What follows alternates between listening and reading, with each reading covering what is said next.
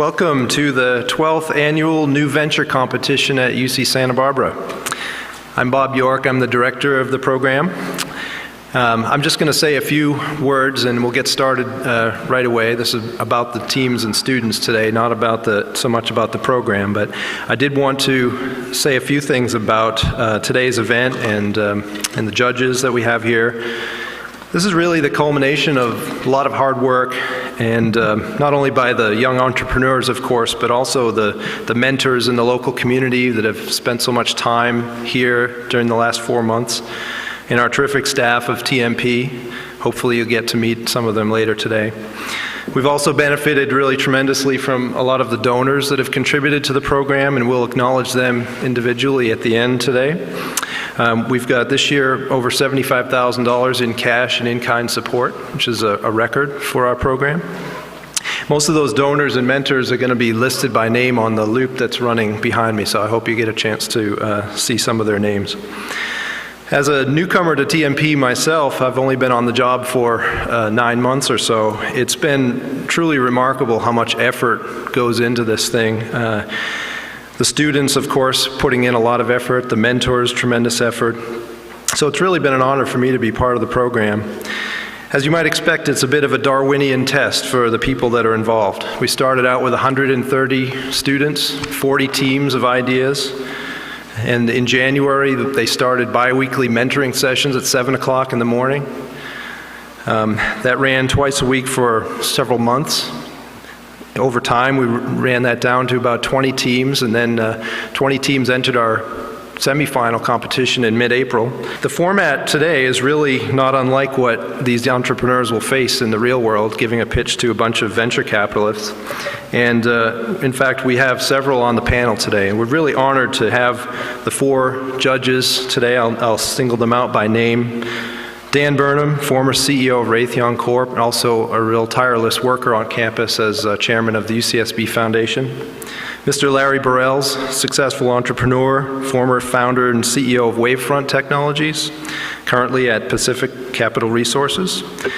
Mr. Greg Kaiser, Chief Portfolio Architect at Intellectual Ventures, and Mr. Raman Khanna, who's a general partner at Onset Ventures in the Bay Area, and also Raman's the proud dad of a gaucho. It's important to also note that the student teams you're hearing from aren't receiving any credit for doing this. The mentors aren't getting paid for their time. And the judges also aren't getting paid for their time. So all of these people are motivated by just one common desire, and that's to do something very innovative, creating something new, making a positive contribution to society, maybe even changing the world. Some of these ideas have potential to do that. So I think I speak for everyone when I say that these efforts aren't just worthy of recognition, but actually celebrating this. This is an important thing for our community and state and country. Over the years, a lot of the companies that have been formed out of this competition are still around and thriving, and we're very proud of that, but this is really more than just an entrepreneurship program. The TMP, Technology Management Program mission is really to add value to the students' experience here at UCSB. And in doing so, we hope that people find greater success when they leave the university, and there's no doubt in my mind that all of the participants in this competition are benefiting from the program and the competition itself. So with that in mind, I'm going to introduce my partner in crime here, Bill Grant, who's our external program manager, to go over the ground rules, and then we'll get started with the presentations. Okay, thank you. You'll notice I have that although the initial meeting started in January for team formation and so on, I've got the feeling a lot of these teams were working last June on some of their ideas, because there's some pretty sophisticated presentations coming your way. Structurally, we'll have a 10-minute presentation followed by 10 minutes of Q&A with the judges, and the teams are in isolation, and we do everything we can to make sure that it's exactly the same for the first team presenting as it is for the 6th team presenting. They have no electronic devices whatsoever, so they have no insight as to perhaps the nature of the questions that might be being asked of them.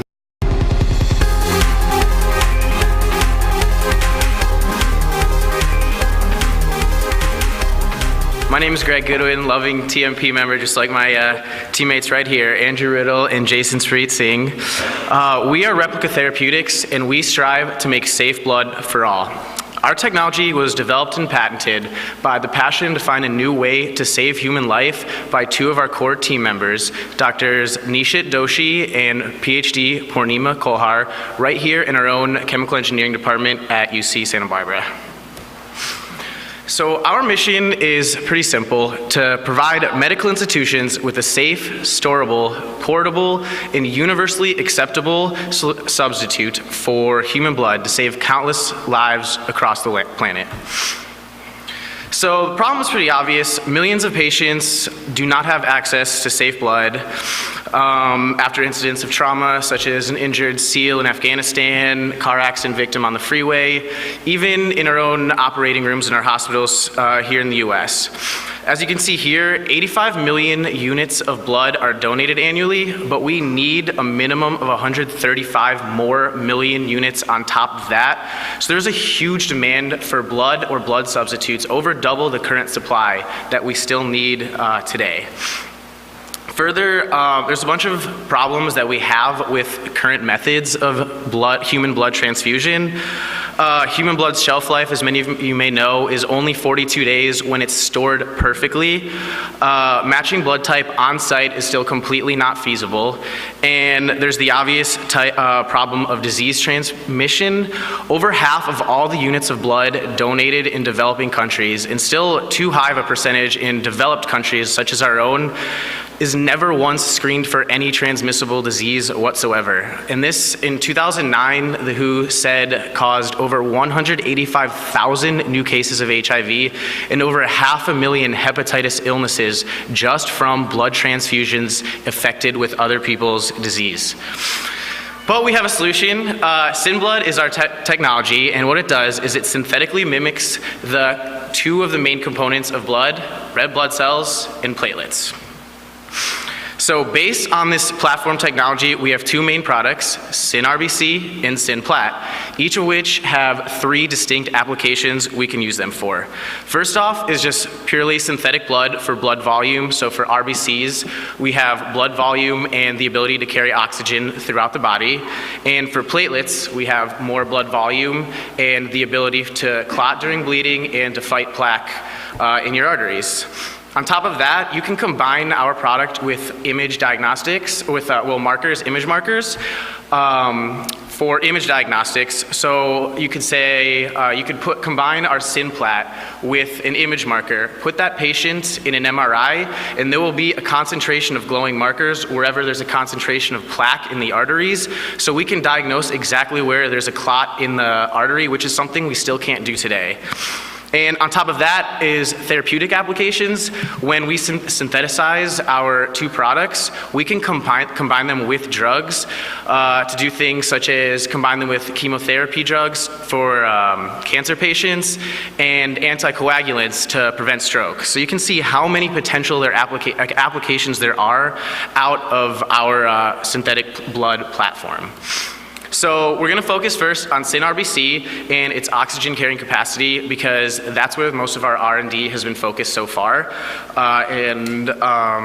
So our first product is SynRBC. What it is a packet of 200 milliliters of freeze-dried SynRBC, synthetic red blood cells, in a packet which is comparable, that's the exact amount of blood cells that are in 1 unit of blood during a normal blood transfusion. And what you do is you combine them on-site, simply just combine it on-site with a saline solution and inject it right into the body for a concentration of red blood cells. And you can see here, it's pretty cheap for us to do this compared to your average costs of today's human blood. So, our technology uses only biocompatible and biodegradable components, all of which have already been approved by the FDA on their own.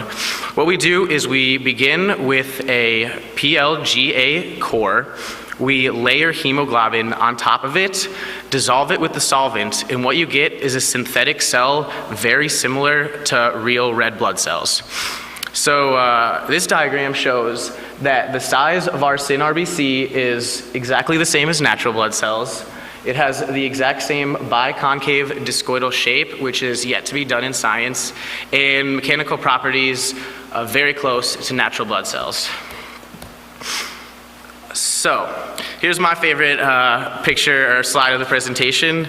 This is an image we captured in our labs of our SYN RBC right next to real blood cells. Can you guys tell the difference? So here's the real red blood cells.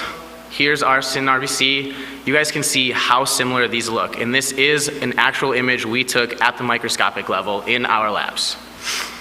So competition we're going to face for SYN RBC obviously starts off with the current human blood market, but beyond that, big pharma, biotech companies, they're working on methods such as molecular hemoglobin and perfluorochemicals for blood substitutes, but none of these have been able to pass clinical trials. There are some other competition such as blood farming techniques, but these are all still emerging technologies and haven't yet entered the phases required to get FDA approval in the US. So we plan to beat all this competition because we can be, what our product is used whenever there's an immediate dire need for red blood cells. What it does, it eliminates most of the costs associated with regular human blood transfusions, such as shelf life and storage. Our product is extended from the 42 days of human blood up to years in our freeze-dried sealed packet.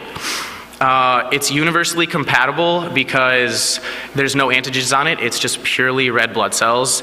And it's a disease-free solution because it's not coming from another human being, it's simply made in our labs, all completely safe.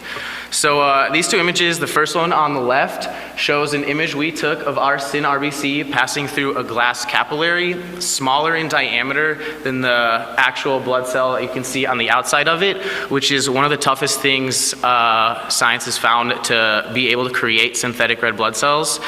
And the one image on the right illustrates how our SYN RBC has almost exactly the same oxygen carrying capacity of real blood cells. All right, so what we plan to do is there's many people that could benefit from our product. We're gonna start off by selling to the military. You can imagine an application, a SEAL is shot in Afghanistan. What we can do is we can inject them with a concentration of red blood cells, giving them the oxygen carrying capacity and blood volume to give them that time to get to a proper hospital where we can then give them a proper transfusion. We can sell it to mobile medical units. You can imagine an ambulance going to a car accident victim on the freeway. We can't do a transfusion on site because we have no idea what type of blood that victim has or how much blood we're going to require. So now, just like with the SEAL, we can inject them with the RBCs, giving them the time they need to get to a hospital where we can give them the full blood and save their life. And then obviously we can sell it to medical institutions across the planet, right from big metropolitan hospitals in Los Angeles down to rural clinics in Africa, Asia, India. Anywhere where there's a dire need for quick, safe access to blood and they don't have that access. And the demand for blood has been growing steadily at least 7% every single year. So obviously there's not much end in the market for blood. So what we need to do is, obviously there's a bunch of barriers to entry in the biotech pharmaceutical industry. These are mainly research and development costs associated with getting a new product through the 3 phases required to gain FDA approval in the US. But we have a plan. What we're gonna do is secure our initial and the majority of our funding from government organizations like DARPA, NIH, and NSF, which we've already applied for several, and begin phase 1 testing. We only need about $500,000 in investment to begin these testing. And after we're through phase 1, we'll begin entertaining offers to sell, license, or be acquired by a big pharmaceutical company.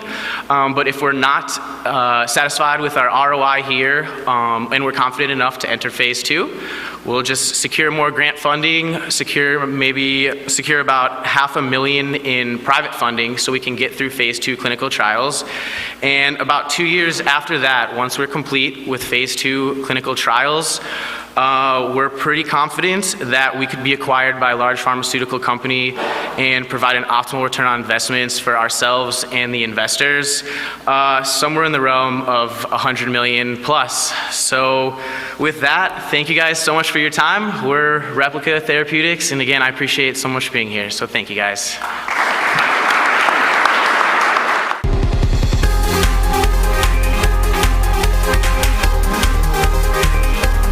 It's powerful.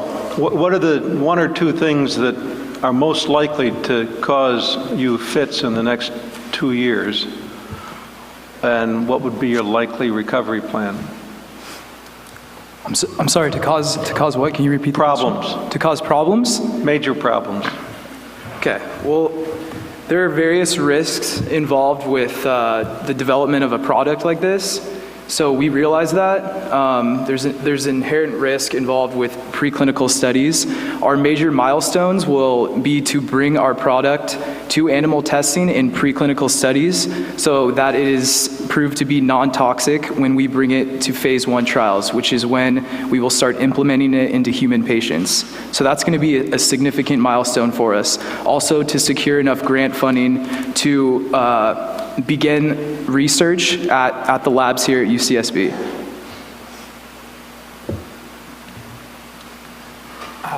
One question I had was about your competition. You said there are a lot of companies that have been started in this space, but you said none of them were able to get FDA approval. How long have they tried, and what were the key reasons why they didn't get there? The current blood substitutes that are out on the market are these large biotech companies, pharmaceutical companies, have attempted to develop these products, but they're all at the molecular level. So molecular hemoglobin and perfluorochemicals have proven to be toxic in human beings at the molecular level when they are not combined on top of a particle or within a particle like ours is. So our platform technology, SynPlatelet, has already been developed and tested in vivo studies inside of mice, and they have proven to be non-toxic in these mice. So we are confident that SynRBC will prove the same demonstration. Just a quick follow-on. Have you been able to figure out how much on average these companies have spent on trials in order to try to get FDA approval? Yeah, opinions vary according to different entrepreneurial blogs that we have read. We estimate that overall it'll cost somewhere in the range of $25 million to bring our product completely through clinical trials, and that includes preclinical studies as well.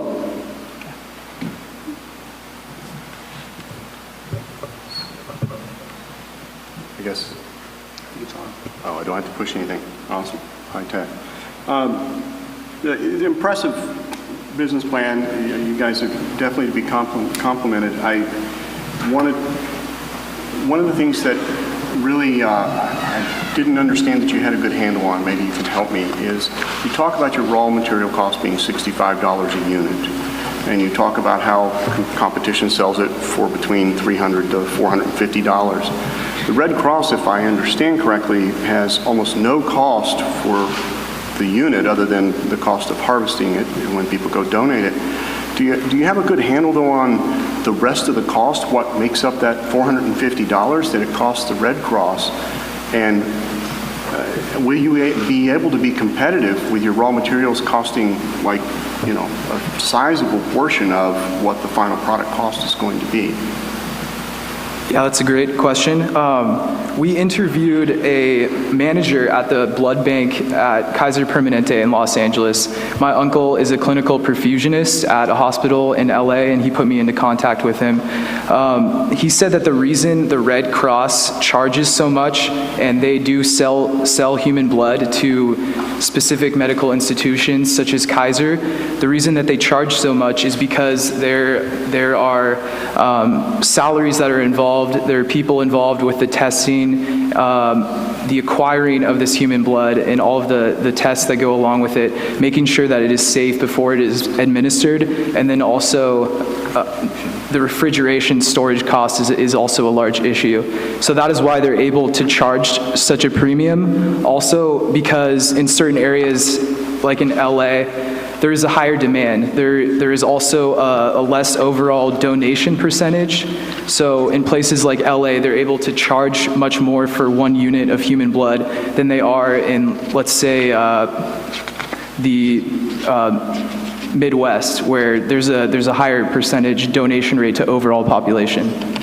And then also, sorry, real quick, for the $65 production cost, that's solely what it costs us to produce just 1 unit in our lab with everything, just one.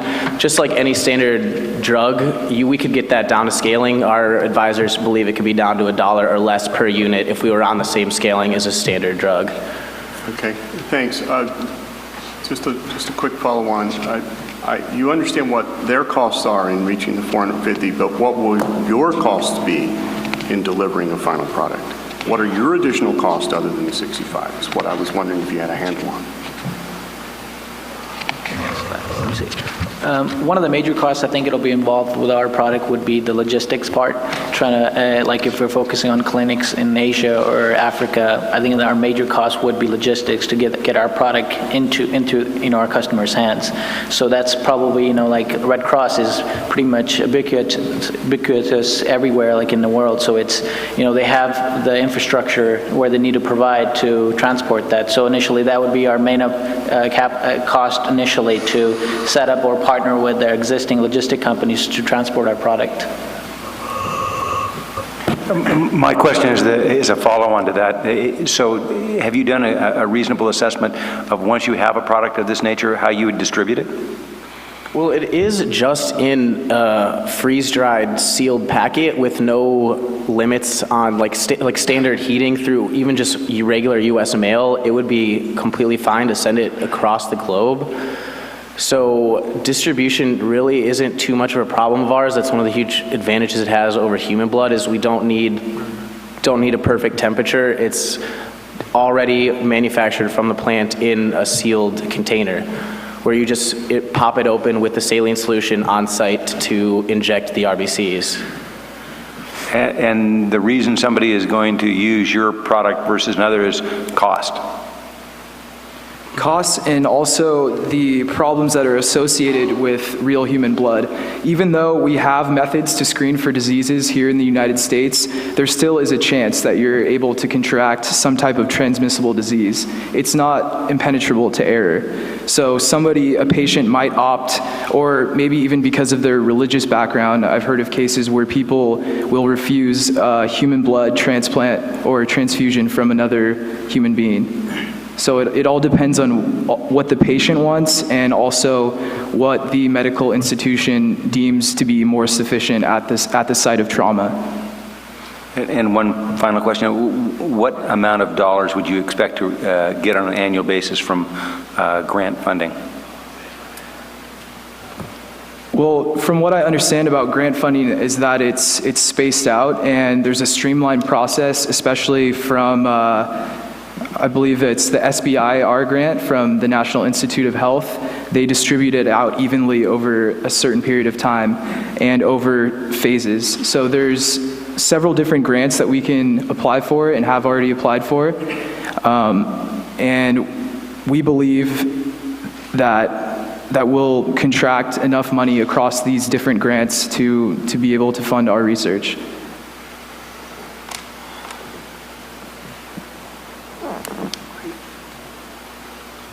Thanks a lot, guys. Thank you very much. Thank you, everyone.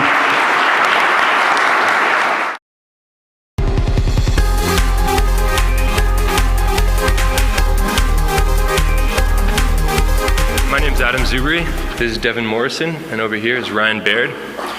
We are revolutionizing the process that mobile employees use to clock into work. We are Sync-In. Currently in the construction industry, companies are losing tens of thousands of dollars each year because they have no effective way to track employees in the field. Billions of dollars are lost in the industry as a whole. The vast majority of companies still use paper timesheets, for which employee time theft is rampant. Additional expenses are going towards recording these timesheets. We are developing the solution. Using a combination of location and voice authentication, we save employers multiples of what they spend on our solution.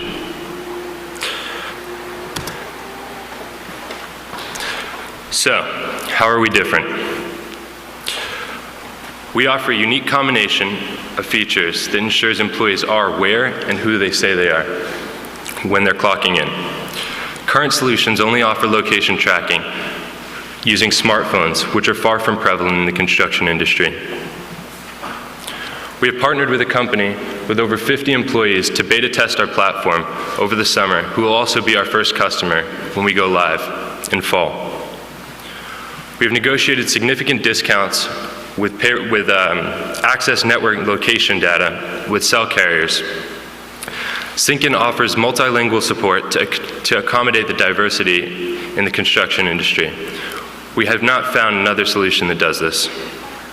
Additionally, we have an expert of over 20 years who will be on our core team and help us become a company that can truly relate to our target market.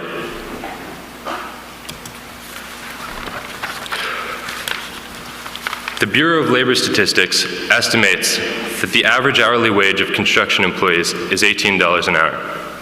If an employee shows up a few minutes late and leaves 10 minutes early each day, this adds up to 15 minutes or $5 a day, which translates to $1,000 per year for each employee. Between accounting hours to record these timesheets, the expensive burden on labor, and other overhead, losses are easily double this number. Sync-in costs $240 per year. As you can see, Sync-in offers a truly strong value proposition. Oops.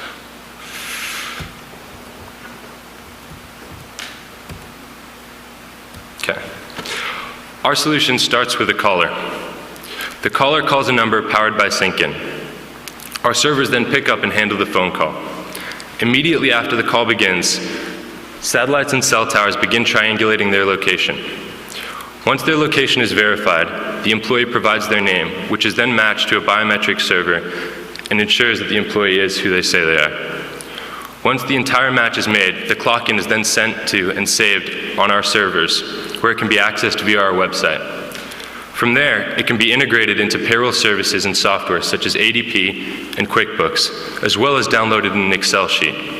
This whole process takes a few seconds. Let me show you. Ryan will now call Sync-in. Thank you for calling Sync-in. Ryan Baird. Thank you for syncing in, Ryan. Goodbye. As you can see, when we reload the page, there's a time clock entry with the time, the date, the number, and the location that Ryan just clocked in from.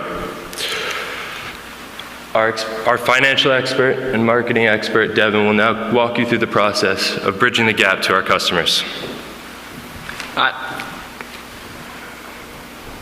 While doing market research for this product, we found our initial target customer. Several companies on the spot asked us to purchase our device. We found that the characteristics of these companies were mid-range construction companies that had large number of fieldwork employees that moved from job site to job site. The construction industry is currently using paper timesheets, and our solution is the most efficient method to cure that. The benefit of targeting the construction industry first is its size advantage. The construction industry is one of the nation's largest industries with 7.2 million workers and over 884,000 companies. Our efficiency improvement will be able to give these companies a long-term monetary advantage.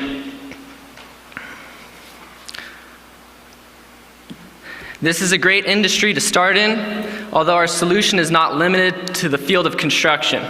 Other possibilities for us to move into are companies that dispatch employees, such as service tech or maintenance. Also, we're looking towards industries of healthcare service and agriculture, where workers work at different locations and work for varied amount of hours. Our solution is also extensible and can be applied to methods such as online education, where verification for testing and time is necessary. As you can see, there are many industries we can expand into.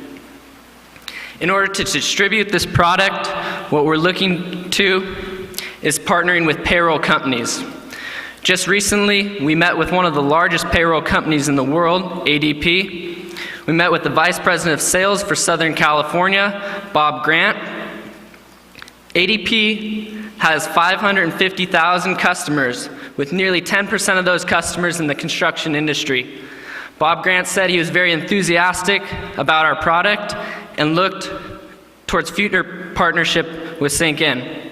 We specifically discussed integration into bundling with ADP in order to add value to their product and enable them to reach additional customers. This will provide us a method of indirect sales, and we will be able to reach a large customer base. We are not just focusing on SyncIn. We will look towards other payroll companies as a method for expanding our sales and operations. Our sales projections for 5 years total 1,500 customers, and we'll be generating a revenue of over $10 million in the 5th year. One of the advantages to having a software as a service company is we have very low fixed cost to start up, and we'll be reaching a break-even point in the 2nd year.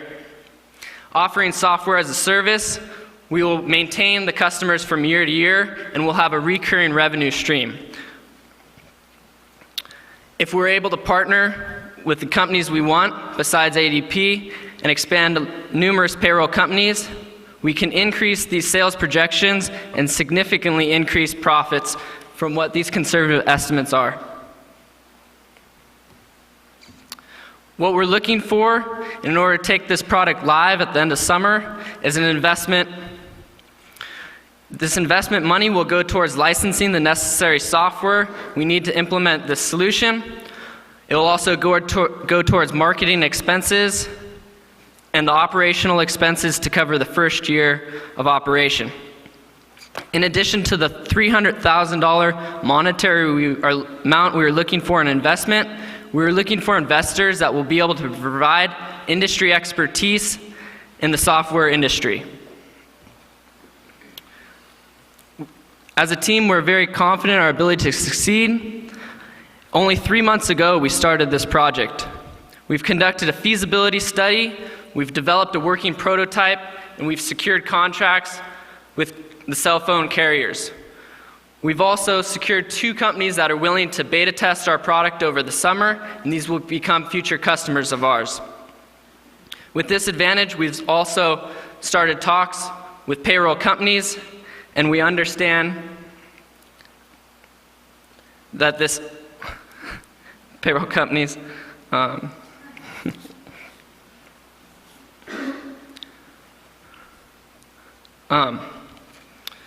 with the use of this investment, we know that we will be a success. We look forward to a time when SyncIn is more than just a company name, but the phrase SyncIn becomes a verb used by thousands and thousands of employees to log in and log out of work every day. Thank you for your time.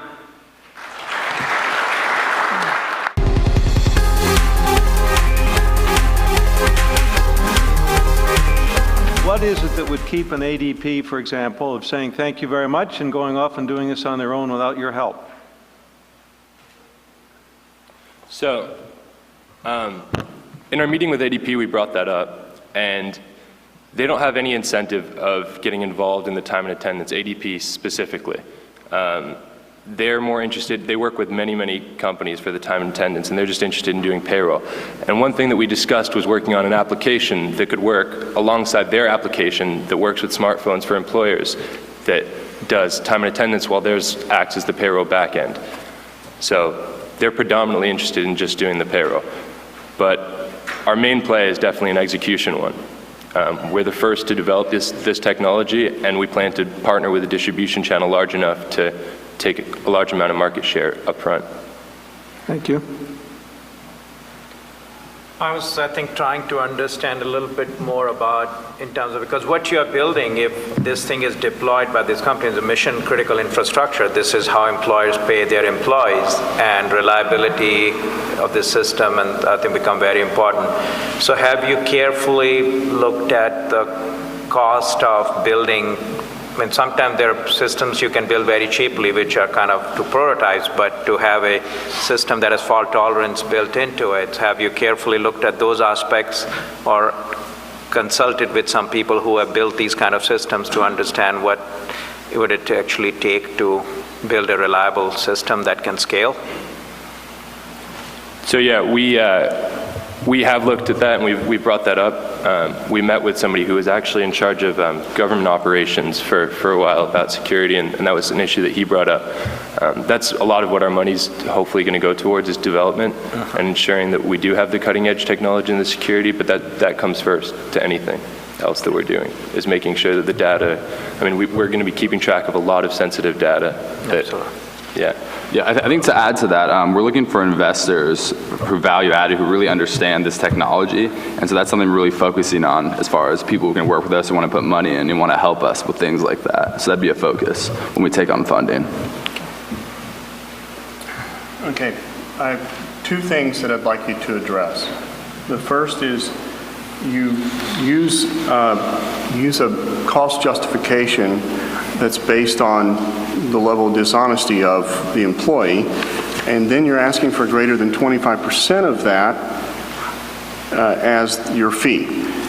And without really understanding, I mean, how honest are the employees and so on. In other words, you based it on just sort of a projection that if somebody cheats somebody out of 15 minutes a day or whatever, but you're asking for a very real cost of greater than 25% of that amount only if the employees are dishonest and so on. The second thing that I'd like to understand how you thought about this was, in order to address the user base that you would have to, you'd have to have a contractual arrangement from all the cell phone carriers in the area, and they'd actually have to have coverage in all of the work sites. And I know that you know, I have a hard time getting cell phone coverage at my house sometimes, so I wanted to understand how you address those two issues. Thank you. I can go ahead and address the first one for you. As far as the value proposition, we estimated an average loss. We did market research that estimates loss due to late logins. We also did market research by asking customers what they thought they were losing to come up with these numbers. As a personal story, I used to work for a valet service that had a time and attendance software program, and it just had loopholes because it didn't offer the methods we use. People would log in for each other for entire 8-hour shifts. So we're estimating 15 minutes is lost a day. Entire shifts are lost sometimes by buddies logging in for each other. Through this voice authentication, we eliminate this, and this is our advantage. So we feel that the value proposition will be easily explained to the employers that know that their inherent nature of their employees to be a little dishonest as far as when they show up. Most employers that we've talked to are pretty aware of the issue. We haven't come across any employers that say, you know, employees are completely showing up on time and we trust that. And so the value proposition, the problem hasn't been actually a big issue, but we're definitely going to vary the price once we get into the market and pick the most ideal price. Right now it is a projection. And then can you remind me what the second? It had to do with relationship with all cell phone carriers and having proper coverage at all sites. So we have contracts signed with pretty much all carriers. Most subsidiary carriers like Boost Mobile use the networks of the larger carriers. They don't set up cell towers throughout the country. So we're pretty much set up with all carriers. As far as the reception goes, we've been talking to employers and working with them to solve this. And an appropriate solution for now seems to be having an option on the website to adjust the radius of the clock-in space where they can clock into job sites. And for the most part, within a fair radius distance of the job site, you can set up spots that there's reception. And most people, I mean, most companies need to communicate with their workers on the job site, so they're aware of where these spots are. Are all your sales assumed to be indirect sales? You have no idea, no plans to build a direct sales organization? At first, we want to definitely target direct sales to do a proof of concept before we go into indirect sales, but our heavily focused business model is going to be on distribution through other parties. And what do you expect that the selling cost is per customer? Per what's our cost or what's the customer's cost? What is the end cost to you? The end cost to us is right now, before we can negotiate contracts down, we're looking at about $8 a month per employee, and we're charging $20. between $7 and $8. Talking the total selling cost.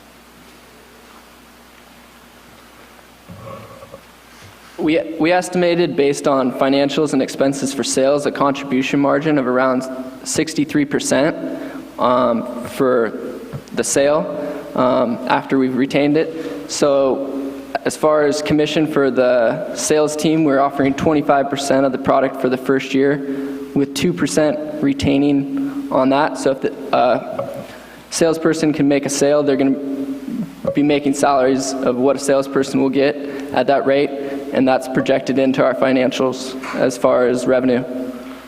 And have you looked at your model relative to other companies of comparable size in terms of, it looked to me like your anticipation of margin is substantially higher than what I'm used to seeing. Is that typical? Did you do any research on that, or do you just, how did you come to those conclusions?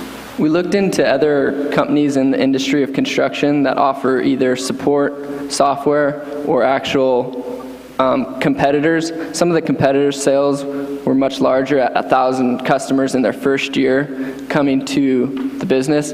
So we believe that the sales projections of 1,500 customers by the 5th year is pretty reasonable. Does that answer your question? I think you're asking about the contribution, right? The contribution margin between. That's correct. So the primary advantage we're assuming and what we're working with ADP to solve is we won't have, our sales and marketing costs will be significantly lower. And when we looked at most software companies, most of the cost of their product was being allocated to marketing and selling their product, which we won't incur. We'll incur to some extent, but not to the extent that other packages are doing. And through our discussions with ADP, they said that their interest in selling our product would be to sell their own product, not to make commission off of selling our product. So we would retain that surplus. Okay. Yeah.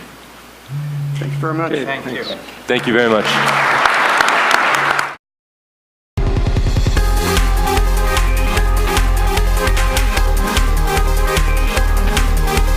My name is Scott Ferguson.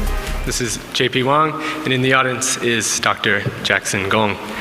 We are the founders of Aptitude Medical Systems. Our vision is long, healthy lives for everyone. And we can achieve this through creating new diagnostics that can enable more sensitive detection. And we can do this faster and better and cheaper than anyone else. To begin, imagine the following scenario. Alan here has cancer, but he doesn't know it yet, and he could die if he doesn't get early treatment. Our technology could save his life by creating Aptamers, a new disease detector. We make the highest performance Aptamers faster and cheaper than anyone else. So what stands between Alan and his treatment? It's a diagnostic. And when a person is sick, inside of them is a disease indicator that represents that disease. So the job of the diagnostic is to detect that disease indicator. And how does it do that? With an affinity reagent, a special molecule that's designed specifically for this target. Its job is to bind to the target and give the correct signal to inform the appropriate disease treatment. Unfortunately, there are many disease indicators without affinity reagents, such as for diseases like many cancers, heart disease, and autoimmune diseases. Without the affinity reagent, there is no diagnostic, and with no diagnostic, there is no treatment.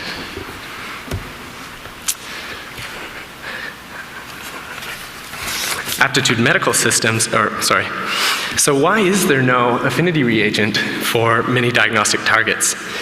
Most affinity reagents are actually antibodies, and antibodies have fundamental limitations that place them out of reach of many diagnostic targets.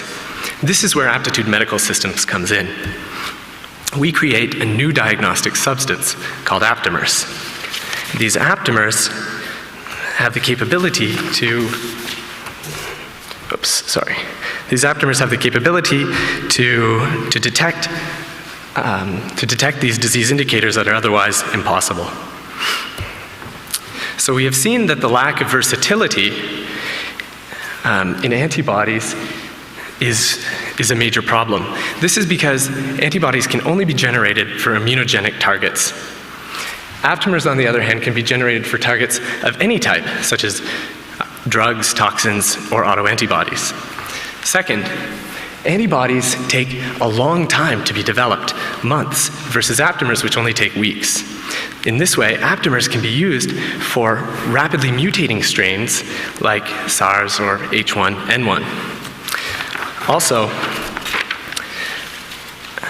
antibodies are complex biologicals, which means versus aptamers, which are synthetic, they cost significantly more, and aptamers can be delivered with much higher quality and less regulation. So, given the advantages of aptamers, there have been many companies that have been trying to commercialize and compete in this area. Aptitude Medical Systems has a significant advantage. To begin with performance, the key to performance is both affinity and specificity. These are benchmarks that indicate the likelihood of getting false positives or false negatives in your test. AMS reports the highest performance in both of these categories. We also have expertise in diagnostics, and we have the most validated aptamers to date.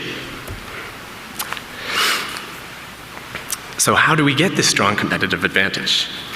We have this because we approach the problem from a new angle.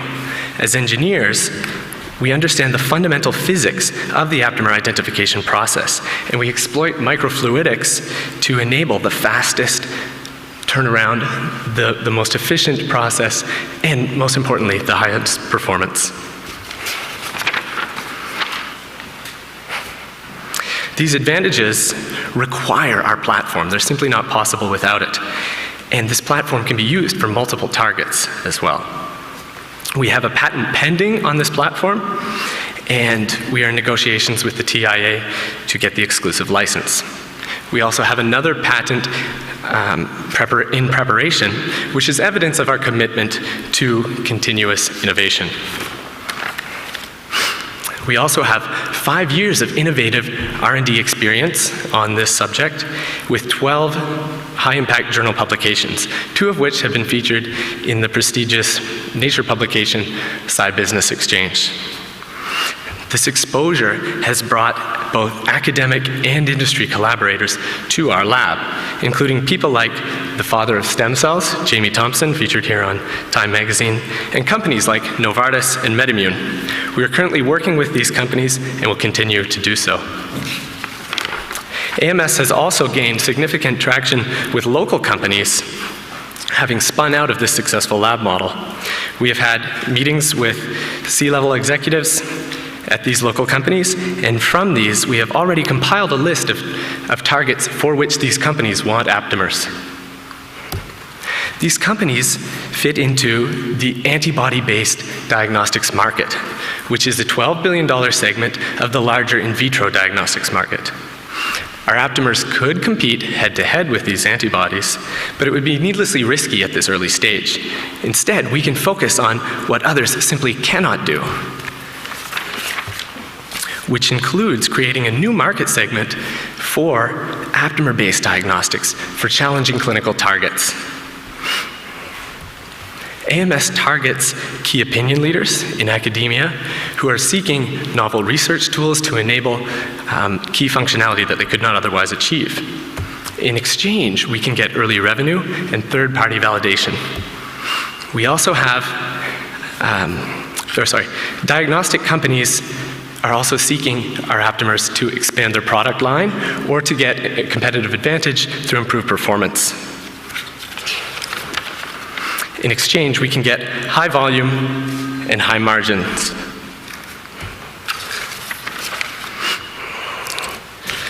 Our revenue model our revenue model focused on our industry contracts adopts a value-based pricing scheme based on industry standards. We act as an independent research firm adopting Aptamer identification service or supplying Aptamer identification service for $250,000 per employee per year. Upon delivery of Aptamers with required quality measures, we receive $100,000 milestone payments. Should the company then decide to include their Aptamer in a final diagnostic product, we would get $500,000 for an exclusive license fee upfront and 5% royalties for their sales. We reach early contracts through existing connections and collaborations, and contracts will grow as we increase our capacity and our reputation. We have low capital costs and early revenue, which means we can break even as early as year 2. And this is all because we have completed significant R&D, we have customers in place, and we're ready to provide our Aptamers as products. This greatly mitigates the risk of this venture. Further ahead, you can see that our revenues and margins increase significantly as our royalty payments begin to come in. By year 8, $12 million in expense results in $68 million in revenue. The exit strategy that we envision is acquisition by a large life science diagnostics company, and there's significant merger and acquisition activity taking place in this area currently. We expect to get 20-fold return to our investors. We have an experienced team to help make this vision a reality, including the 3 founders with combined research experience of 12 years in this area, as well as our academic advisor, Professor Tom So, who is a world leader in this area and very well connected. Our executive advisor, Robin Campbell, is an industry expert and can connect us with customers, as well as our legal team that's well supportive. We plan to get a business development expert in the future to gain high-value corporate contracts. In summary, Aptitude Medical Systems is an excellent investment opportunity with a very low capital requirement and early revenue generator. We have significant traction already at this date through product, IP, and customers. We have an experienced management team with successful track record in making successful ventures happen. We request $500,000 in seed funding and expect to return 20-fold or more to our investors within 5 years. We invite you to join us in enabling long, healthy lives for everyone.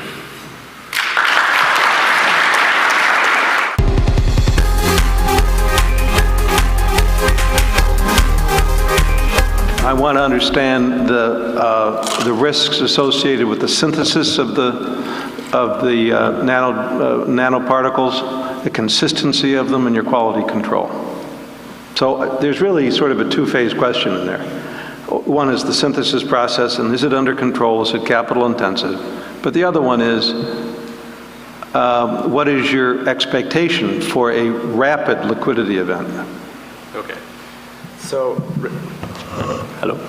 So regarding the quality control issue, this is actually a major advantage of this technology. So the initial phase involves a custom identification procedure, at which point we identify a DNA sequence which is able to bind very specifically and sensitively to the target. Once this DNA sequence is identified, it can then be used, it can be replicated through commoditized synthesis techniques which are of excellent quality control. So basically, this aptamers can be chemically synthesized. Comparing to antibody, you have to produce them in cell lines. And how about the speed of a liquidity event? The speed and liquidity? Okay, so for example, you can order... No. Oh. In my earlier issue about if I pretended I was chairman of a major diagnostics company and I'd say, why don't we buy it from these guys now? Mm-hmm. So we can begin to produce right away, actually. No. Buy the firm. Buy the firm, Well, we would certainly entertain such negotiations. Okay, I see. So Scott, a quick question. I love what you guys are planning to do.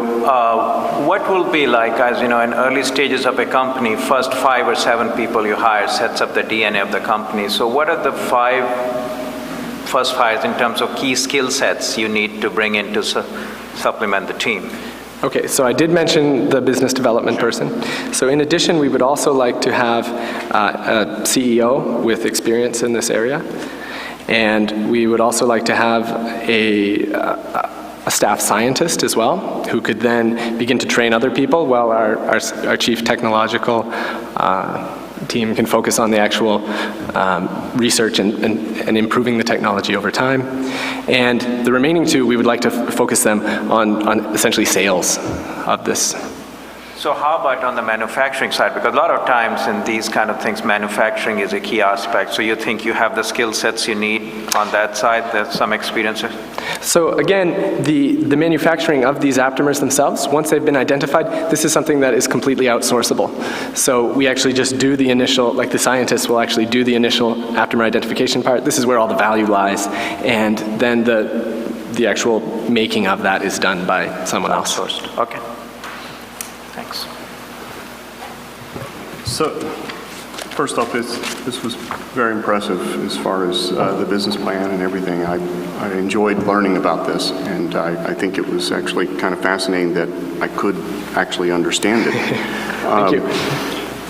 One thing that, there was 2 things that I wondered about. One, you mentioned exclusive licensing, and I can clearly see how profitable that could be, but it could also be a way for somebody to tie up, like, you know, once you've located the thing that produces the right markers or whatever, I'll just get an exclusive license and continue to sell my overly expensive thing or something like that. So you want to watch out for that, some sort of performance guarantees or something like that. But also, what is protectable about these? And I mean, in other words, it's just, if it's so simple that you can just manufacture it chemically, how is it protectable that you can even offer an exclusive license? So basically it's the sequence themselves that give this molecule its binding capabilities, and that is protectable, similar to software. So it would just be a chemical sequence patent? Correct. Effectively, so you'd have the same sort of lifetime? Okay. Yeah. Okay. And how, I mean, this is going to be very disruptive to the installed base, especially if you really can produce what you're claiming here. Are you guys prepared for those sort of battles that are going to take place with it being so disruptive? And there's a lot of money in this industry, as you are well aware. Mm-hmm. And we expect significant preparation will be required for that.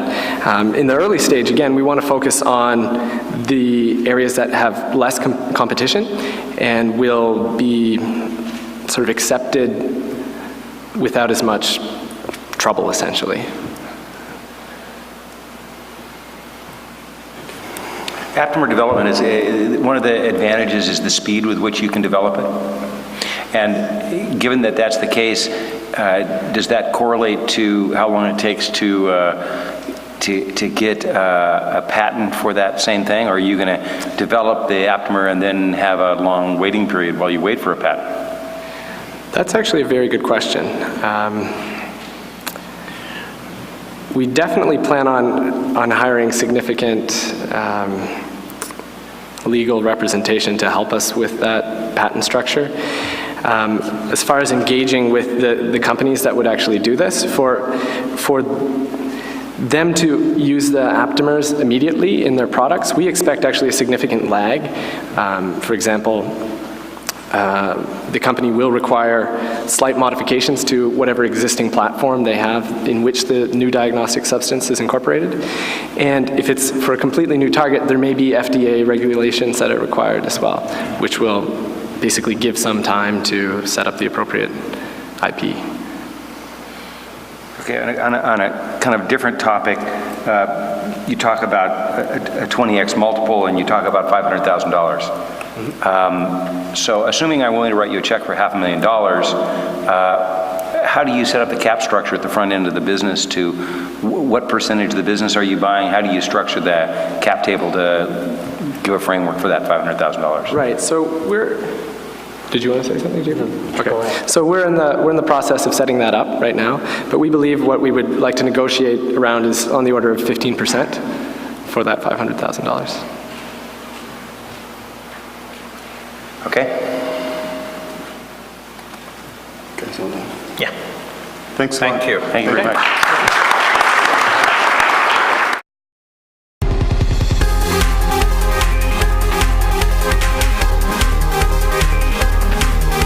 My name is Abby Chambers. This is Danny Tarkeshian, and we are Dermatechs. And I just want everyone out in the crowd right now just to think of someone that they know that has diabetes. Just think for a second. I personally have 2 people in my family that have diabetes, and one of them has foot ulcers. If you don't know anyone, that's actually quite surprising, because right now it's 1 in 10 Americans that have diabetes. So our company, Dermatechs, has developed a clothing that's infused with advanced polymers, and this coating addresses chronic skin conditions. Our coating has 2 optimized properties.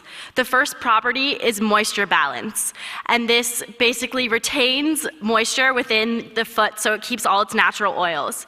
And the second property is a reduction in friction between the skin and the actual fabric. And a few of the chronic skin conditions that are targeted by Dermatechs are diabetes, psoriasis, eczema, and some examples of some of the clothing that we're developing right now is socks, underwear, undershirts, and also gloves. So our sock is infused with an advanced polymer, and this polymer addresses skin conditions, and our initial product is a white cotton blend athletic sock. And the one thing that we have with our coating that we can put on the fabric is we could tune it linearly, so we can manipulate what we want the fabric to do between the skin and the wearer's foot. And here's just a quick drawing of our first product, Diatex. There's a loose elastic band around the ankle that will improve circulation, and also a seamless toe box to avoid additional friction between the skin and the wearer's foot. So our first product is a sock, and it was designed to address the 2 primary symptoms of a diabetes foot. These 2 symptoms are loss of hydration as well as friction. Diabetes patients suffer from loss of autonomic control, which leads to reduced hydration, and this in turn leads to very dry feet, which become irritated by any type of friction, and that results in massive tissue damage. Neuropathy also further perpetuates this problem because with excessive nerve damage, the patient loses sensation to feel pain as well as ulceration. And here's a quick video of our product in action. The sock on the right is not coated with our proprietary coating, and the sock on the left is. As you can see, as the water sits on top of the fabric, it's absorbing into the fibers, which poses a huge problem for people with diabetes foot problems. As a person's walking around, their feet will rub against the sock and it will develop ulceration. On the left, being able to retain moisture in the foot at the optimized balance will reduce friction and also keep the foot hydrated. Now I'll talk to you a little bit about the market. Right now, 25.8 million people in the United States have type 1 or type 2 diabetes. We have identified that 6.45 million people do have diabetes foot-related issues. The CDC predicts that by 2050, 1 in 3 Americans will have developed diabetes. Right now, 1 in 10 have diabetes. The growth is exponential. And last year, Medicare spent a whopping $1.5 billion directly related to diabetes foot care.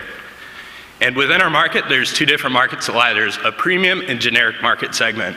We find ourselves in the premium market in the price range of $19 to $50, and the generic market is between $5 and $15. And here's a quick breakdown of diabetes by age. The pink, light blue, and dark blue bar indicate the predominant portion of our target market, which is 45 years and older. That's more than 75% of the market. Diabetes in the world is growing rapidly. In China and also India, diabetes by 2030 is expected to double. So we definitely have the global market in mind with our product. These are some of the competitors in the premium market, and we're basically turning the sock industry upside down and thus need a marketing tactic that will help us transform the industry. Our marketing strategy is not following the beaten path that all of these competitors have followed. Instead, we're going to aggressively market our product to diabetes and foot care professionals, and in this way we will gain validity as well as recognition. The first step in our marketing concept is to focus our attention on our relationship with the Samsung Diabetes Research Institute. This institute is nationally recognized and located right here in Santa Barbara. After pitching our idea to the top 8 researchers at the Samsung Institute, they've decided to partner with us to begin clinical trials on our product. They have agreed that we have tapped into an unmet need within the diabetes community. Since FDA approval is not necessary to put product to market, we will be using these trials purely as a marketing strategy. They will be patient satisfaction trials, and the results will be to provide validity to our product, validate support from patients as well as doctors, gain the tacit endorsement of the organization that helped us put on the trials, as well as produce academic papers that we can use throughout the rest of our marketing strategy. These trials should take between 3 to 6 months, and the result of the clinical trials will be published in internationally recognized podiatry as well as diabetes journals. These papers will be sent out to research institutes as well as podiatrists throughout the country. During our clinical trials and after, we will be leveraging the relationships that we create with podiatrists as well as diabetes professionals. Physicians today are always looking for a new source of revenue. So when we contact podiatrists, we will be asking them to endorse our product and thus receive a portion of our sales.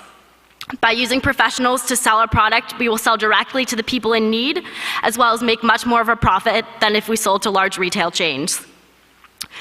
We will also be marketing at various conferences throughout the year. One conference we are specifically targeting is the American Diabetes Association's 71st Scientific Sessions. This is held every June, and the conference has upwards of 17,000 diabetes professionals in attendance. We will also be contacting the 7 podiatry schools throughout the United States, as well as promoting our product through diabetes and podiatry journals. Lastly, we will be using our online store to sell directly to the consumer. Our second tier strategy is to promote our socks on the late night television promotional ads. And we have identified multiple suppliers in the United States and also in Asia that can produce our product anywhere in the range of $1 to $3. And we're hoping to produce our product in the United States just to position ourselves in a safe proprietary position. And we plan on entering into contracts to produce our products within 3 months. And with all of our suppliers, we will have them sign a non-disclosure agreement. So the reason we can get all of this done so quickly is that we have the right team. Danny Tarkeshian is a senior in business economics as well as the president of the Student Entrepreneurs Association. I'm a junior graduating this year from the psychology department here at UCSB, and I'll be receiving my technology management certificate. Our advisors include John Wilczek, who is a serial entrepreneur. He's had over 5 successful companies in either the technology or medical arenas, and one very big success in a pharmaceutical company. Jeff McKinney is our second advisor, as well as the inventor of our product. He has vast experience in the material coding industry, and he is also doing all of our IP for our product. And right now we have filed 2 provisional patents to protect our idea. And once we do bring our product to market, we will implement a foreign filing strategy to further protect our idea. And to protect all of our marketing and brand name, we will file all necessary trademarks. And right now, no one else knows how to produce this as inexpensively as we do, and we're the only ones that know how to do it, so we have a trade secret. And we are establishing our company as a C corporation in Delaware. What we need from investors, we need $250,000 to really go out and prove this and do the additional market research that we need to do. We're going to take care of our clinical trial and also bring more people on staff to help us with sales. Investor returns within 3 to 5 years should be expected in the 10x to plus range. And With all of our market and our marketing strategy, we feel like we know that we add a lot of intrinsic value to our company for a successful exit. Here's a quick graph of our financials for the first 3 years of operation. In 2011, we're going to be doing our clinical trials. In 2012, we plan on having our products in 150 podiatrist office, and that will be right around $2 million in sales. And then in 2014, we plan on having our products in 3,000 doctors' offices with approximately $70 million in sales. So why Dermatex? Why invest in us? First of all, we have the right team. Both Danny and I are on board to start this company as soon as we graduate. Secondly, we have the proprietary know-how. No one else knows how to do this as inexpensively and efficiently as we do.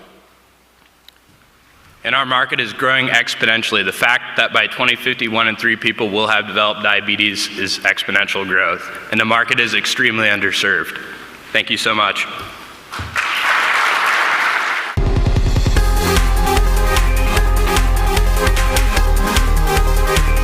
This plan is clearly dependent on a quality product, a terrific product. High-wicking polymer-coated fabrics have been around for a long time. Both wicking and friction resistance are measurable data, so you ought to be able to compare your product specifically with hard data against competing products. I didn't see the data. Does the data exist? What's so special about your product, since it seems to me that polymer coating fabrics have been around for a long, long time?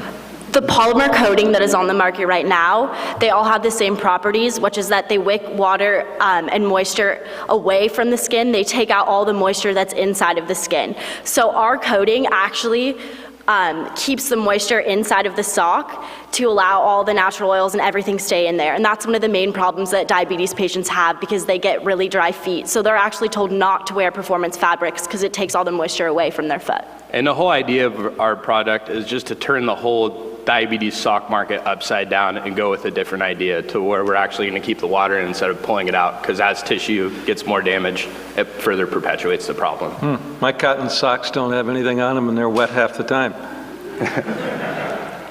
Oh well. We'll have to make you a good sock then. Thank you. I think the key aspect, as you said, this is at the end of the day, it's a consumer product, so marketing is the key. So I was just, I think it's a very interesting market segment, trying to understand if you've done analysis of what's the levers you need to put in terms of, if you, instead of $250,000, if you are to spend $1 million first year on the marketing side, what does, because reaching to some of the podiatrists and stuff, because it's really, you have to reach out to those people so that they can promote your product, and you talked about late night TV and stuff. So marketing dollars is going to be your major expense here. Have you kind of tried to do different kind of analysis as to what's the optimal spend in year 1 or year 2, and how does that affect the sales? I don't have an exact answer for you on exactly how much the marketing is going to cost, but while we're doing our clinical trials over the next 6 months, we're going to be holding focus groups weekly so we can identify how much marketing dollars we need to spend and also where we need to allocate that money. Okay, and a quick follow-on. For the people who you are expecting to be referring your product, is there any economics for them? Or is there a model like where podiatrists, do they sell these kind of things out of their offices? Yeah, absolutely. The one thing that we found with doing our research is we wanted to be able to hit the keystone mark for retailers, but we're selling directly through doctors. So our plan right now, which probably will change in the next couple months, is we're going to sell each bundle in a bundle of 3, which we're going to sell that to the doctors for $30, and then they'll be able to sell it for $59. Okay. So they'll be able, for both parties, it will be good. Thank you. Thank you. Good presentation. You guys come across really well. I appreciate that. One of the things you made note of is that you have the proprietary know-how, and you talk about the polymers, and you talk about the differences, sort of following on to the first question. But I have to go back to and say polymers are pretty well known, and if the only if it's, what is it about your polymers that will cause doctors to say, hey, I'm going to refer this sock. I'm going to tell my people to buy this sock or whatever. And how are you really going to protect it? I mean, how different is your polymer versus many, many other polymers that might be able to synthesize to give us the same effect? So I guess two things. How are you going to get the referrals that are necessary to build the market presence that you need to get the market penetration? And, you know, what's the barrier to the competition? Okay, well, from our inventor, he's told us that people have been trying to do this for years, but they've never, and they have been able to create a coating that's similar, but it's always been too expensive for them to market and make money off of. So this is, as of right now, we are the only people that know how to do this. To get it into doctors' offices, we're really hoping that our relationship with the Samsung Institute is going to promote our sales and provide validity. So even though we're gonna be starting our marketing and sales before we finish all of our clinical trials, we're hoping that we can just leverage that relationship. When we went to present, as you have pointed out, it is kind of opposite to what you would think that a piece of clothing would do to help someone with that has skin conditions. And we really thought it was a great idea, but we wanted to make sure, and that's why we went to the Institute, and they really validated our idea. They came up to us after and told us that we have an unmet need that they really think is going to help out their community. And also, many of the companies that are already on the market, we've looked to see if they were trying to approach our market in the same way that we are. And no other companies like Dr. Scholl's are approaching it exactly how we are, going straight through the podiatrists and selling from their venues. And we plan on harnessing that with our clinical trial. So I assume then that you've surveyed the market and asked podiatrists if there's enough room in their facilities to carry inventory. Yeah, we've talked to a number of podiatrists. I've had a few say that they have never sold anything out of their office, but that they'd be open to the idea. And then there have been a few that they do sell products outside of from inside their office. A lot of podiatrists also have online stores that they take other people's products and sell it through that. So if they don't have enough room in their facilities, we also have gone down the thinking path to have them give out our online website and then figure out a way to get them the recognition of getting that customer to us. So you'd compensate them even if they didn't carry the inventory? Yes. And what do you think needs to be done in the way of clinicals in order to establish for reasonable proof or that your product is superior to those on the market? Right now, we're in talks with the Institute to talk about exactly how to design the study. We know that we need to validate the idea against other products. That's one of the main issues that we have to deal with. But it really depends on how we need to design our trial, and that needs to come later in more negotiations. We have a few endpoints in mind that will be advantageous for our marketing positions, and we're working with a biostatistician over the next 6 months to make sure that we hit the endpoints that we need to hit to market our product in the near future. And then two questions related to finance. The first one in terms of sources and uses of capital. If somebody gave you $250,000, how would you deploy that capital? And the second question, that's the second part of that, is how do you develop the capital structure for the company? What does that $250,000 do for the investor? The $250,000 is going to get us through and actually going out to prove our idea. $50,000 we're projecting right now is going to go straight towards the clinical trial, and then also we're going to have to provide product for the clinical trial and do marketing. What that money is going to cover is additional market research and also possibly bringing a alpha or beta test into a small market within the next 6 months to a year after the clinical trial. Did that answer? The second part of that question is $250,000, and what does it buy an investor? What will it provide the investor with a return? Well, not necessarily a return. What percentage of the company is he buying? With that, we plan on negotiating that, and we would be more than happy to meet up. But if we're thinking anywhere in the range of 5 to 20% possibly. It just depends on the situation. Okay. Great, thanks. Thank you very much. Thanks.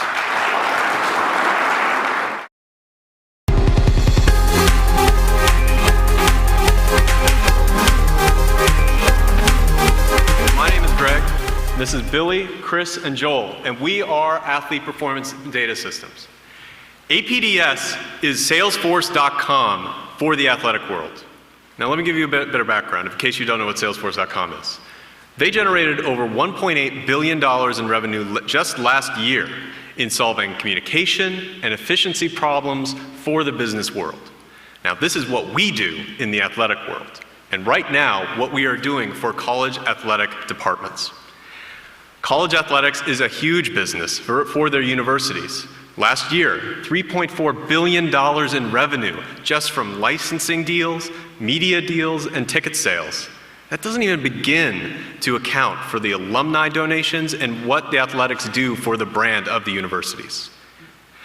The problem then becomes is that when athletes who are at the center of the athletic organizations get injured, things suffer.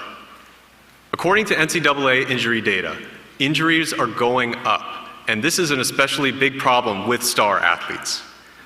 Now, APDS is here to help whatever problems that the athletic departments have in efficiency and communication in caring for their athletes. We want to help to take care of the departments and their athletes as they heal and as they are cared for. The APDS web application solves these problems for athletic program in the same way that Salesforce.com solves these problems for the business world, by improving efficiency and communication. Now let me give you a brief example from the athletic world. I'd like you to meet David. He's a swimmer here at UCSB, and let's follow him as he takes a journey through the athletic department if he were to get injured. His first stop would be to see Kelly, his athletic trainer. Unfortunately, Kelly would probably not be able to see him for 3 full days because of all the paperwork and problems that she has to get through every day just for her normal workload. After seeing Kelly, Diana would come in and she would fill out insurance reimbursement forms and check to make sure that everything is working all right. But if David didn't fill out his pre-participation paperwork, that makes Diana's job really damn hard. If David didn't have the right forms in, he should have never been at practice.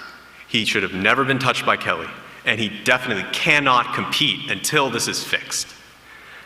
Meanwhile, David's head coach, Greg, and his strength coach, Ross, they're left in the dark because of federal privacy laws that prevent anybody from telling these two coaches an athlete is injured by email, by voicemail, by text message, even by a written note left on somebody's desk.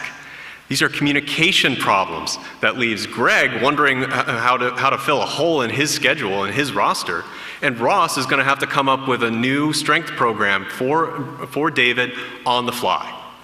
These are problems in inefficiency and paperwork and problems in communication that are endemic in athletic departments nationwide. Now, UCSB athletic staff, they routinely spend half of their day on paperwork like injury reports, athlete information, insurance forms, NCAA compliance forms, and required health records. I mean, every season, each athlete fills out 20 pages of forms just to get in the door. Now, multiply this problem by 450 athletes, and that's just at UCSB. What about 969 athletes at Ohio State? This is a problem that departments nationwide have, and APDS is the solution. Now, let's go through this again if UCSB was using APDS. David, he would fill out all of his pre-participation paperwork online, where it would be validated and checked instantly. Kelly, she would enter all of her notes directly into our web application the first time, so she could save time and have more time to see her other athletes. Diane, she would be able to fill out all the insurance reimbursement forms and also check all of the athletes' compliance without ever leaving her browser. And then Greg and Ross, they could get secure messages instantly if any of their athletes' status changes. Now, APDS is solving a problem that these departments have in efficiency and communication by offering this software as a service to departments nationwide. Now, the APDS system is currently being developed in a very close partnership with UCSB. Because honestly, developing software without real users is usually very, very difficult. We want to make something that athletic trainers and coaches actually want to use.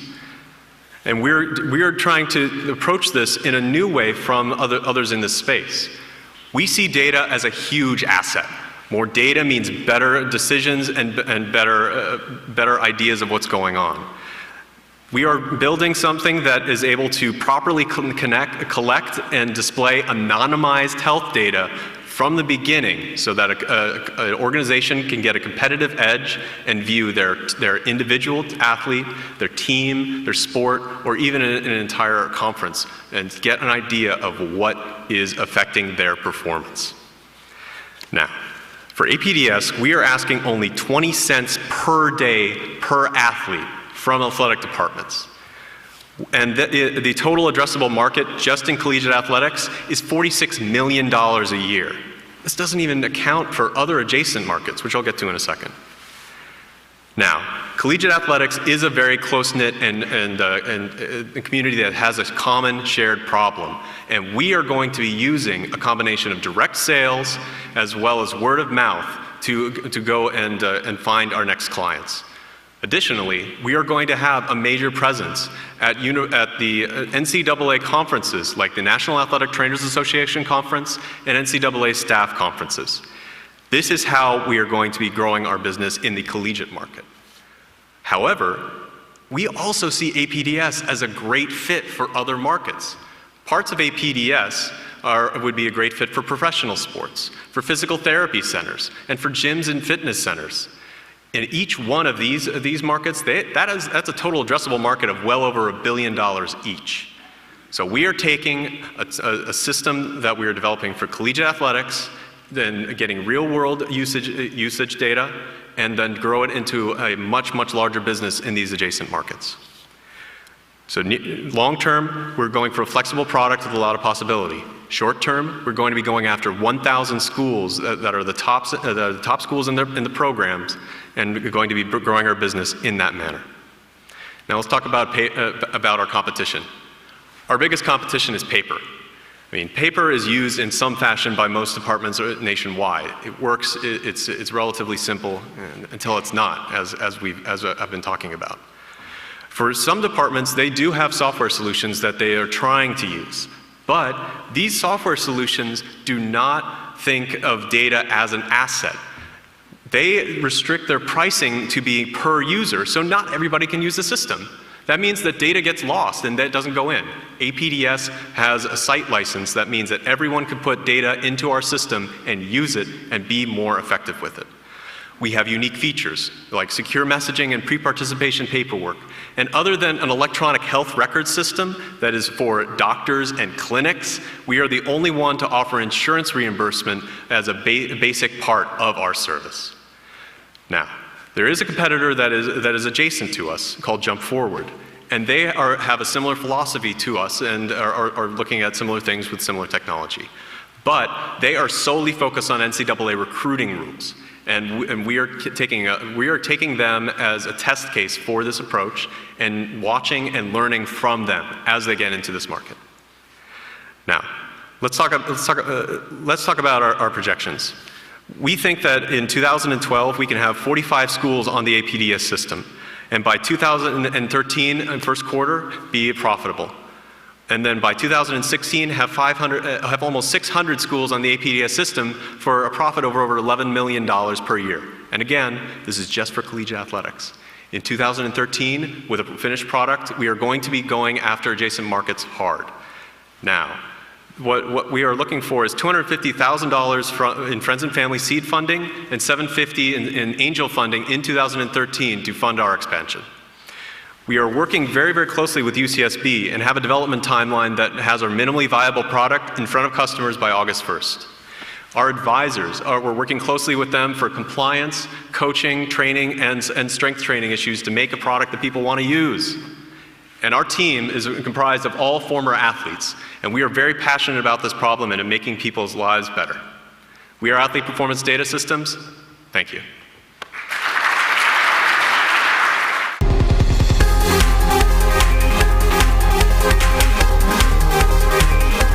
One of my takeaways is that the strength coach looks the same whether he's happy or mad. We tried to get some emotion, but that's how he is. It's okay. I think your strategy makes some sense of starting with the NCAA system and move up. But the NCAA system includes lots and lots of large public universities that have no money and are not known for investing in efficiency, to put it nicely. How do you crack into it? Or to say it maybe another way, how successful have you been in cracking into it here, i.e. getting paid? I mean, we are currently working on a development contract to get paid for this for the UCSB. We're in talks. The thing that we have been finding, though, is the athletic departments are well funded. They have a unique aspect in college life where, say, for UC Berkeley, because of athletics, university athletics was responsible for 10% of contributions to the academic program. Supporting athletics makes sense for the rest of the programs, for the rest of the academic institutions. And according to data that we have found published by the Department of Education under Title IX, most athletic departments, they are running a very significant profit year to year. Okay, thank you. Yeah, I think that was going to be, I think, my comment in the terms of that you might want to consider going after some of the adjacent markets, especially physical therapy, sooner rather than later, because there are some of the smaller businesses where if you save them money, it goes directly in their pocket, and the motivation level tends to be higher. And also kind of consider alternate models, because a lot of times selling into school systems, you are on an annual budget cycle. So if you miss out by a few months, you might have another wait of 9 months or so. But I think overall, plan does make sense. There seems to be a need for that. So the sector that has not been automated, so that's good. Thank you. Very interesting business plan, great, compelling presentation. I have a few questions for you guys. One of the things that struck me was you've done at least some surveying amongst some of the local sports programs, and you understand there's some commonality in the UC system and so on. But I wonder how far you've reached outside to understand the commonality amongst the sports programs and how they operate, and will they want to track things the same way, that you can truly establish a platform approach like you're trying to do. Okay, that's the first part of it. The second part is when you have a platform approach like this, I see these sort of solutions often, and the biggest problem they have is they come in and they want their platform to be the center of the universe. And all of a sudden you've got all these old legacy systems that you have to figure out how to integrate, you have to do data conversion, you've got, you know, those piles of paper, how do you get those into the system? And what do you do if they say, oh no, we don't want this module or that module, we want you to integrate it with our existing stuff. And pretty soon you collapse under, you know, just the support weight of trying to come up with all those customizable solutions. Well, Chris, Chris or Joel? I'll take the first one. So we've only talked to schools in California directly, but talking to the athletic trainers, they state that schools like Yale, University of Connecticut, have the same exact problems and that it is endemic throughout the entire country. It is a valid point that getting them to adopt our system will be hard at first, but every school that we have talked to has said that there is a dire need right now, and they're willing to look at our solution, which we haven't even finished developing yet. And I think that the talks that I've had so far have been very optimistic in the fact that they're willing to take time out of their busy day to actually discuss that they are looking for a better solution. To answer the second part of your question in terms of why they will adopt our platform, essentially what we're creating is we're creating a platform that is the base where they are able to customize the inputs. For example, if they have a unique injury or a unique classification for an injury, they enter that into our system, and our system will recognize that, so the next time they enter an ankle injury, for say, it will draw from the history so that their unique data inputs are forefront, whereas we're not trying to make them conform to a specific platform. And then as far as your aspect of integrating with current technologies, one reason we are in university athletics is because there's a 4-year turnover. New athletes come in every year, and if they are able to enter into our system, we minimize the support costs of trying to knit together legacy information as these students come into our system, and old students can come out. I mean, this is something that we're going to have to work with our customers on, and try to find a way that we can still make a profit and be able to provide the service. Okay, thanks. You addressed almost everything. The one final aspect that I still didn't quite get comfortable with was, say, for example, you go into a place and they have a fairly sophisticated, power training software suite that they're using, and yours doesn't meet their needs. You have to integrate that with the rest of your platform and make it all talk together and so on. And you're often going to face that whenever you try to go in and say, look, here's all 5 of our modules. They're going to say, okay, I only want these 3, and you need to integrate with our other 2. Okay. So have you thought about that? What we found is that's common at schools that have medical schools that also have athletic teams. They like to have a common solution where they can actually take their athletes just to the medical school. But one thing that we found as well is UC Davis, for example, this is what they do, but they just told me that they're looking for another solution because they just had a security breach with their custom-made solution. And we do foresee difficulties doing this because there are many schools that have medical schools as well.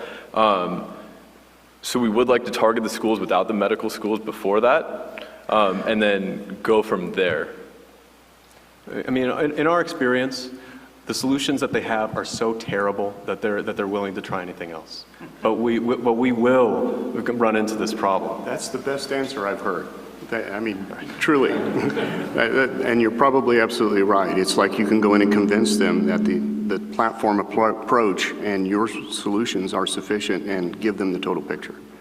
Thanks. As you know, we're over here grading your performance. So, the first thing I want to comment on is that I really like your presentation. You solve a real problem. And a lot of times there's a solution looking for a problem and ways in which you can solve it. So this was a real problem. I like the comparison to Salesforce.com. The communication aspects of it, it's great.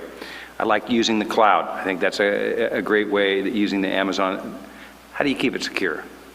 So the technology aspect of this is it's possible to make secure systems in the Amazon cloud.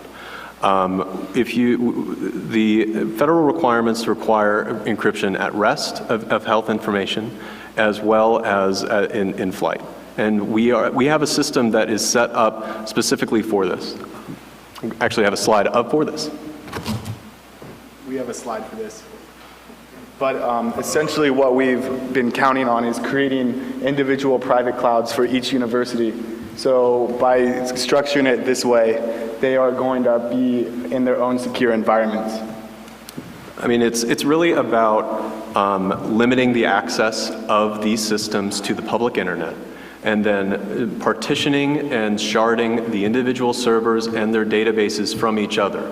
So, and then also having a very strict plan of key rotation and access management that Amazon Web Services now enables. This is something that we are working very hard to do right from the beginning. Other firms, they're not able to go online because they didn't build in security from the beginning.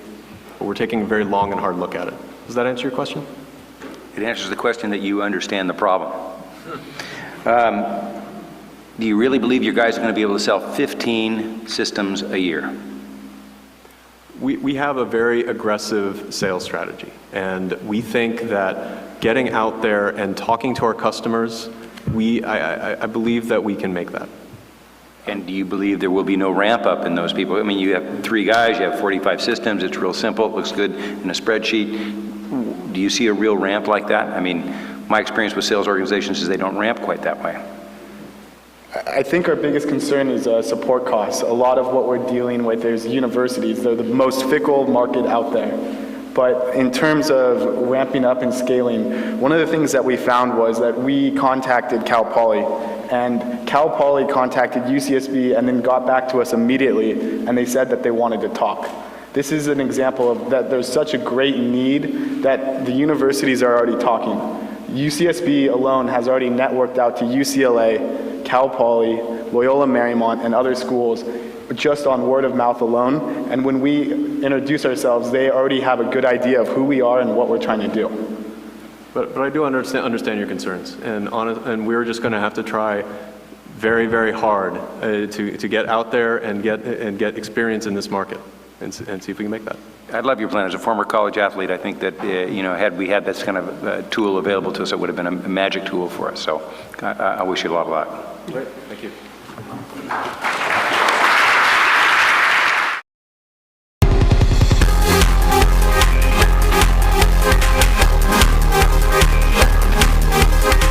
Beginning of mankind, competition has been a necessary and desired activity, an activity which wagering can bring to the next level. In 2009, internet gambling grossed $26 billion, a huge number expected to increase further according to the American Gaming Association. The difference between gambling and wagering is that gambling involves games of chance, such as poker, and is generally illegal in the United States, whereas wagering is on games of skill and generally legal in the United States. So, how are we planning on capitalizing on this industry, and what problem are we solving? Over 20 million highly competitive online PC gamers have no place to wager money on their skill. We are bringing wagering to computer games. Wagecraft is an interactive online community where gamers can wager money to compete against each other in specific computer games of skill. This activity is legal since it's considered wagering on skill rather than random numbers based in chance like poker. Also, you're wagering on your own skill as opposed to someone else's skill like we see in sport betting. For these reasons, we are not in violation of the Unlawful Internet Gambling Enforcement Act of 2006, which the 3 largest poker sites were recently shut down for violating. We're legal in 36 states as well as internationally. And since 1999, GameColony.com has been offering its users the opportunity to wager on games of skill such as dominoes, checkers, and backgammon. Like Wagecraft, Game Colony has been in full compliance with all U.S. state and federal regulations. For those of you that remain skeptics, we currently have one of the nation's top IPO firms, Wilson Sonsini Goodrich Rosati, as our legal advisor. A survey of our target market, whose average age is 28, revealed that almost 86% of online gamers desired and would use our service. But Wagecraft is more than just a place to wager your money. It's an interactive community tailored to the users, to be a place they want to hang out, check up on friends, check up on opponents. We have a ranking system in place, which not only incentivizes users to explore the site more, but also to wager more.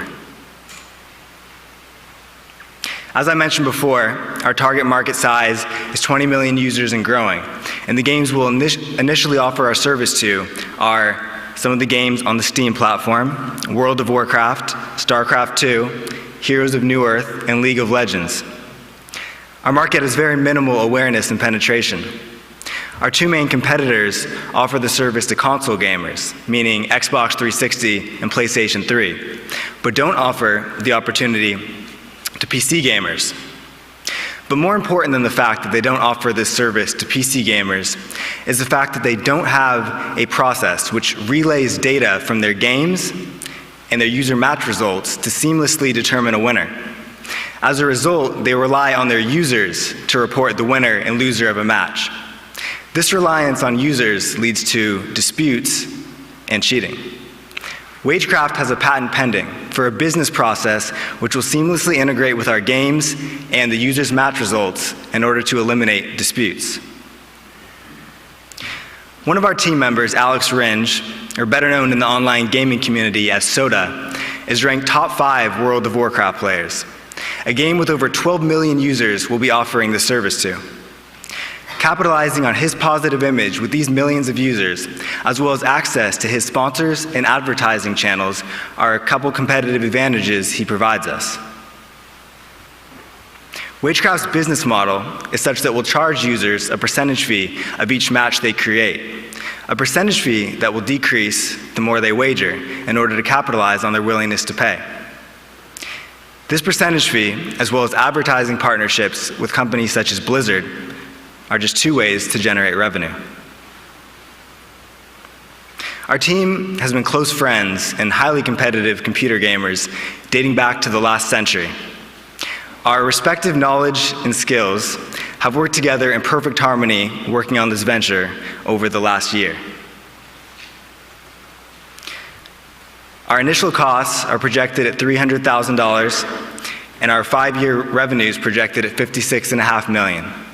These numbers are from the traffic of our competitors and the average wager that their users make.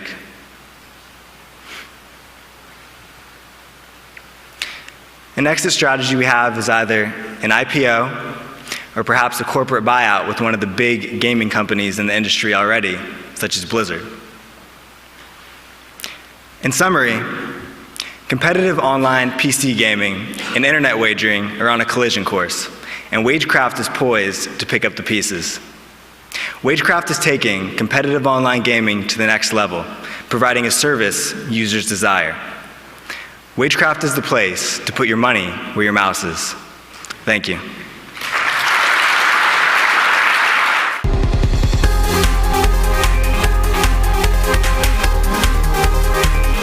The first reaction I had after I read it was, oh great, my kids can spend more time playing games and can now lose money doing so.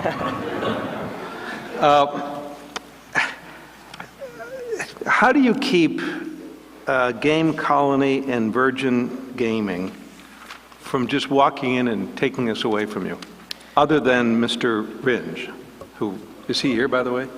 I've should never be met like a professional. Oh, he's here. Yeah, he's here. Where are you? Stand up. Stand up. There he is. Professional gamer. Professional gamer, Alex Ringe, everybody. So how do you keep the others who are sort of in this space from doing what you do? That's a great question. We are doing everything in our power to create erect barriers to entry. Alex is a small one, and our patent pending on our integration system is another way we do that. But we do know that this is a marathon, and we're doing everything we can to get out ahead of everyone else and stay there. Okay, thank you. Thank you.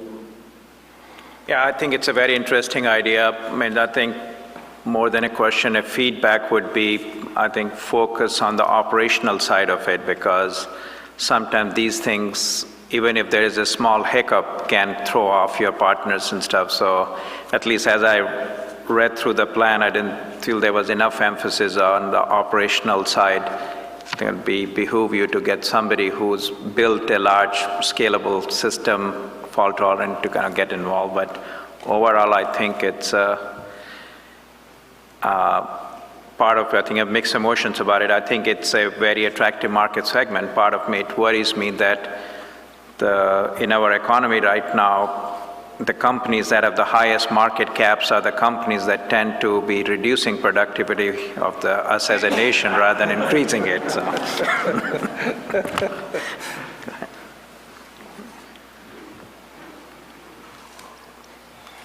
Well, both my questions had to do with barrier to entry and operational aspects. So thanks, guys.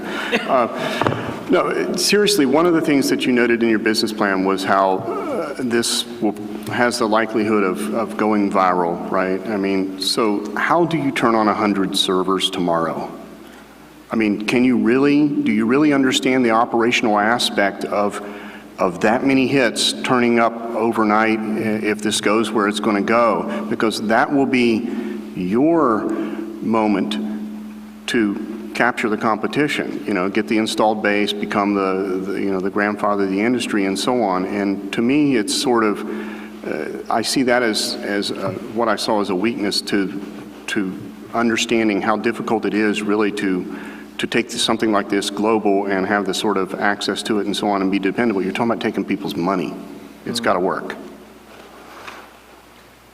Yeah, we definitely understand the magnitude of what you need to have entering this, because you need to be prepared for the amount of traffic you get. Is that what you're saying? Yes, I'm wondering, how do you handle the operational ups and downs and so on, and the fact that it's got to be on, it can't go out in the middle of the game going on, and people's money and things like that. Our process, actually, if it does go out in the video game, it's not very mission critical, I like to say. If it does go out in the middle of a game, it won't really affect what's going on with the wagers, because we will have an updating system to where the wagers will be saved and the games themselves will be played in the game. So if the game goes down, that's a problem, but our wagering system, once the money is wagered, if the whole server crashes, those wagers will be remembered, and yeah, there won't be a problem with that. Does that make sense? Yeah. Okay. So how do you handle the elastic nature of the demand? Scaling of how many people, how many users. We actually have an advisor that we recently acquired and a mentor, and he did kind of go over some of those problems with us, and it was an awakening moment for us, because we realized that, we're not going to be functional in like 2 months if we're going to be able to scale that fast in the exponential growth rate that is most likely going to happen with this kind of a venture. So we are doing, we're looking into having more operational things done. We're looking into having an engineering team ready for that scalability.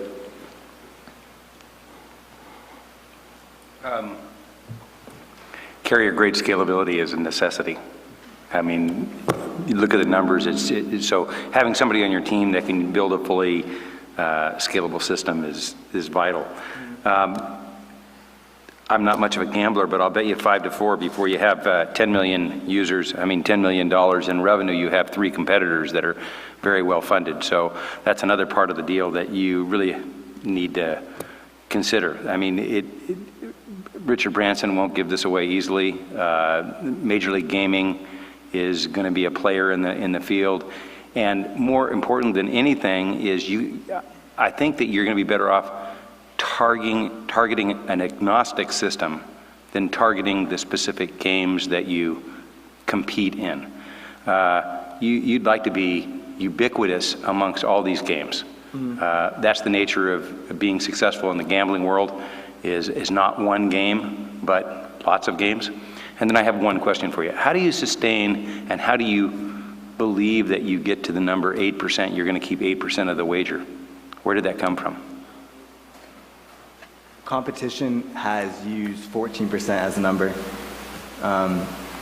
Now, the amount they had wagered using that system is not anywhere near what we hope to have. They had $6 million wagered over the course of 4 years. But then again, their system is very different than ours, as we've said. We kind of asked around certain gamers what they were willing to pay. We looked through the possibility of a yearly fee just to use our service, a monthly fee, and the gamers that we were targeting they don't find that attractive. So we went with the percent rate based on how often they wager, and 8% seemed like a good fair ground. Are you predicting any erosion of that as you scale? Yeah, and like I mentioned, the incentivized system, so that the more they wager, that 8 would drop eventually to 5. But yes, as we scale, that number could be lowered. It's open for. But more likely it'll come from competition pressure, right? Yeah. Well, the competition right now, they obviously aren't targeting our same market, but they are doing other things like monthly subscriptions and actually double our rate, almost 14%. So. I like your business. I wish you luck. Thank you so much.